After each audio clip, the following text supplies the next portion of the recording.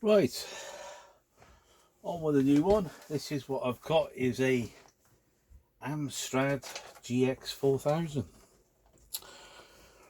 Aye, it's not low enough. Yeah. Right, yeah, had this a while. Such a basic machine. It's like a copy of the Amstrad 464, but it's the cartridge version. So yeah, I bought this, can't remember now, 3, 4 years, 5 years ago, maybe more. Not something you play with every day.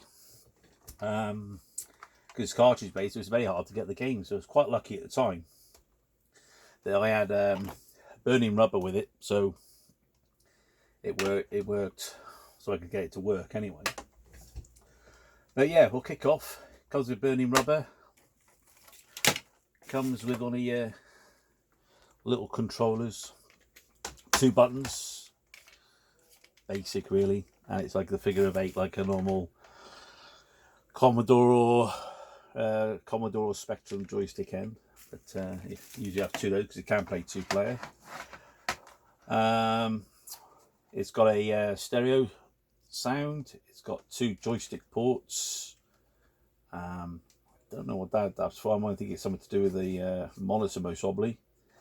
It's even got an internet modem port, which the old style in there, so something I'm not ever going to use that for anyway. And then on the other side you've got your power supply, which is 5V, and you've got another power supply here which is for something to do with the monitor in line with it, but I'm not going to be able to that. Then you got your 8-DIN, which again which probably is for plugging into a monitor, but what's good about it has got a SCART port in, which makes life a lot easier for a decent picture again. And then you've got your RF, and there's also an RF switch to do whatever with. And then on the bottom just gives you a bit of details about voltages and everything else. What else we've got on here? Just a cartridge port. You have got a power light here when it comes on, and then you've got your on and off switch, and here, believe it or not, is a reset button, which I never really noticed before, which is weird till I picked it up.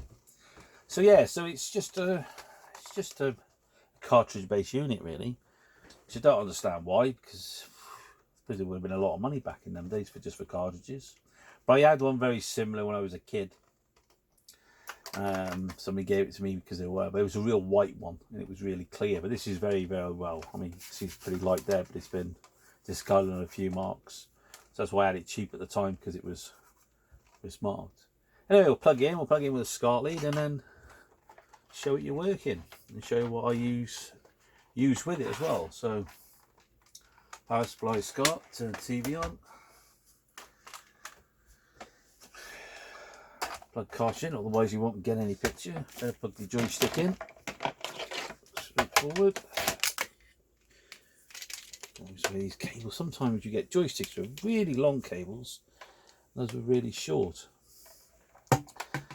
Just plug that in, and I'll just turn it on.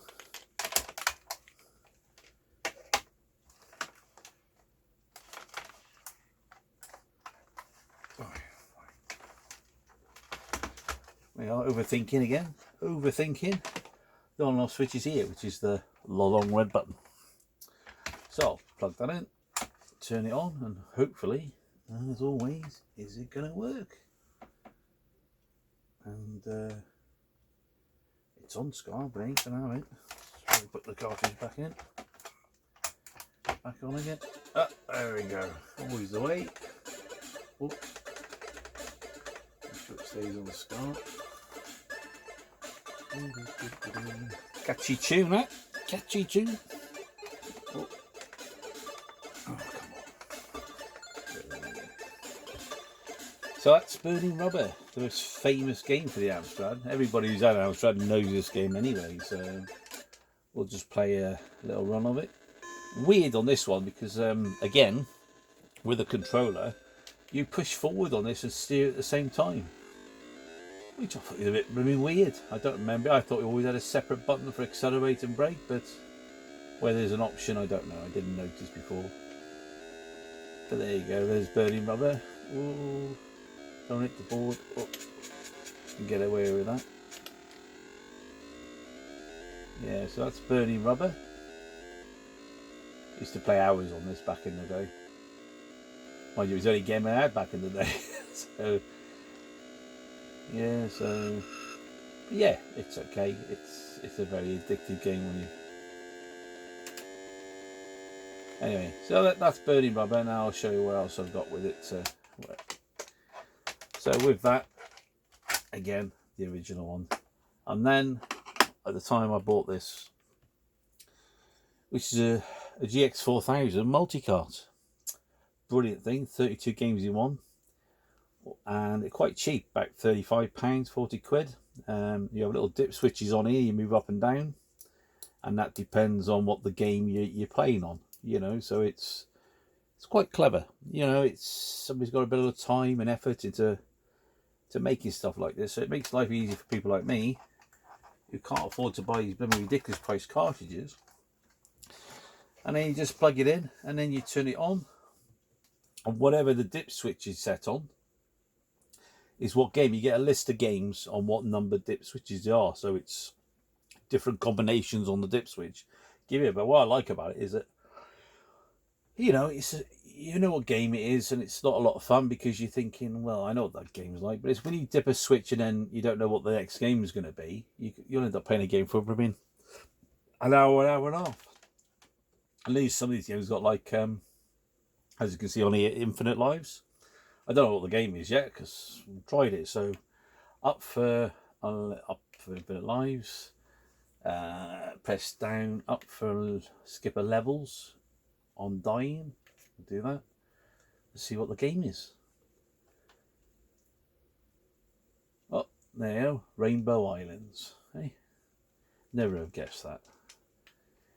Another famous game. Put some credits in there by the look of it. 3, I'll let you have. And 1. Oh, jump. Oh, can I jump on it? Oh. Oh. Well.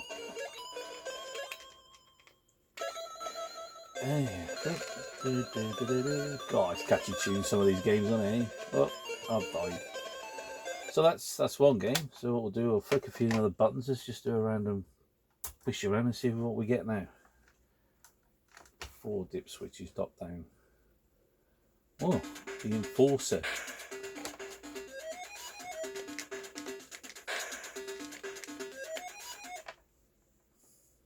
I don't even know if I played this game. Press fire. Sounds real clear. Pictures crisp. Oh, so I shooting game. Try and shoot the boats with the guns. Yeah. Yeah.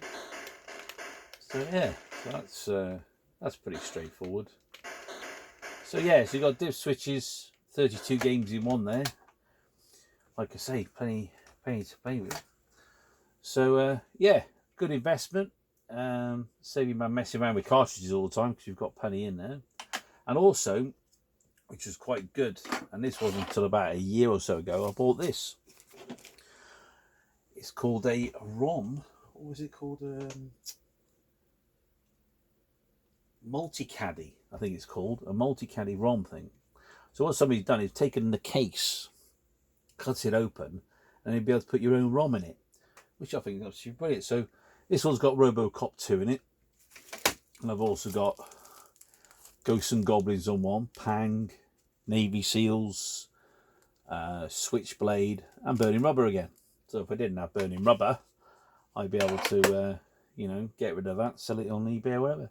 And all you do is you get these tweezers. Well, it's called a ROM ripper actually.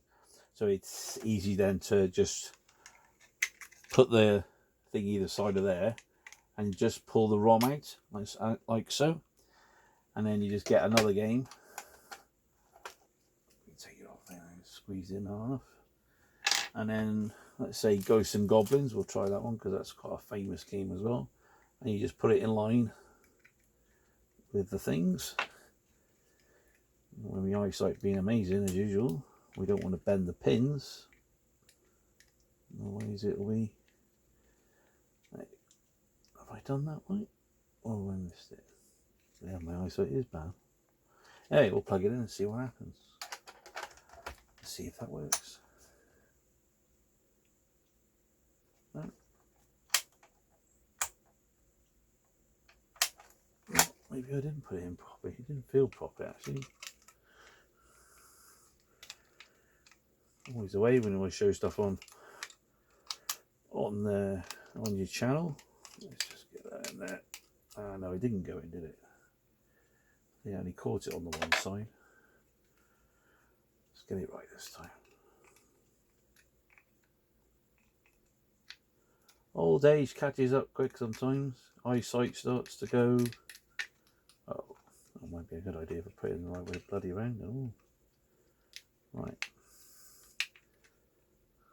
That.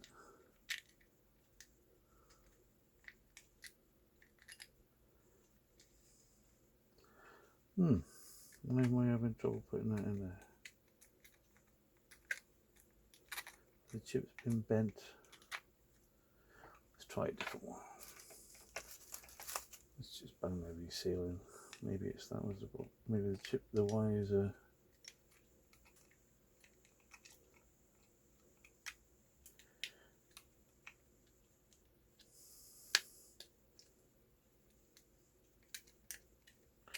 Wow.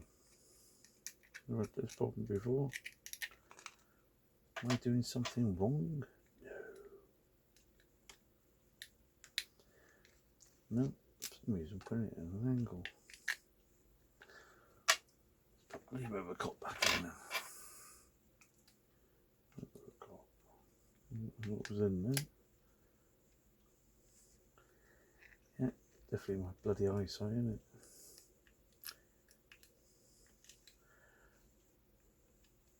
Yeah, put rubber cut back in, that seems much better. Plug that in. Come on. Ah, that's it. Maybe the pins are just out of line. Sometimes you have to re-bend them slightly back in, because when you pull them out with these, they tend to bend anyway. So yeah, there you go. So there's RoboCop. So yeah, you've got an extra few games on there. It can be programmable. I was going to look into that sort of thing, but oh,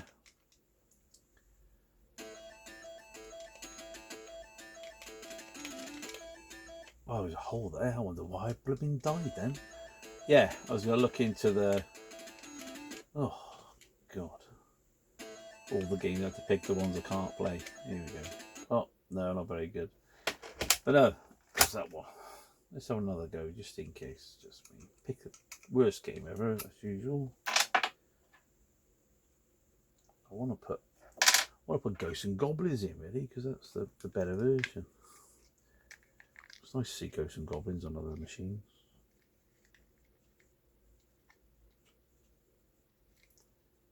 Have they gone in this time? Hey, there we go. Always the way when you're trying to rush. Yeah, so that's better.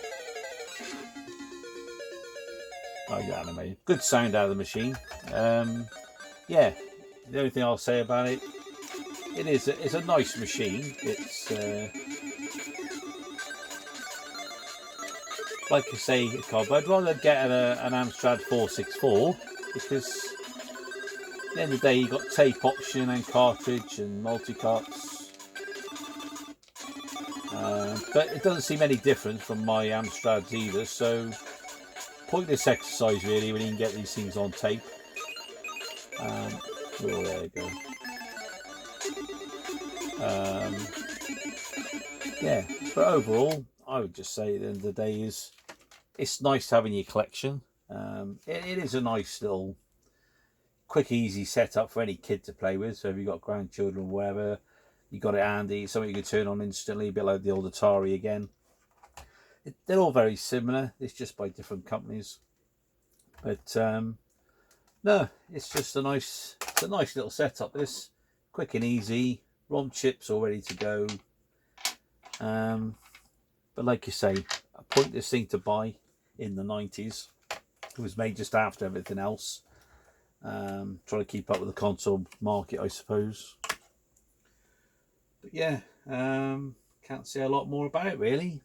Good for 2 players. Again, you must have one of these, otherwise you spend a bloody fortune on some of the games, because some of the games will be about 30 or 40 quid each. As these are getting rarer, price is going to go up. So you can get a ROM maker, even better. So there's a few more games which will be out for this that are not on here, but I can still get them for the old Amstrad 464 anyway. So, but yeah, hope that helps anybody who has one. That's it really. Well, I'll leave it for that for now. Until the next one, thanks for watching.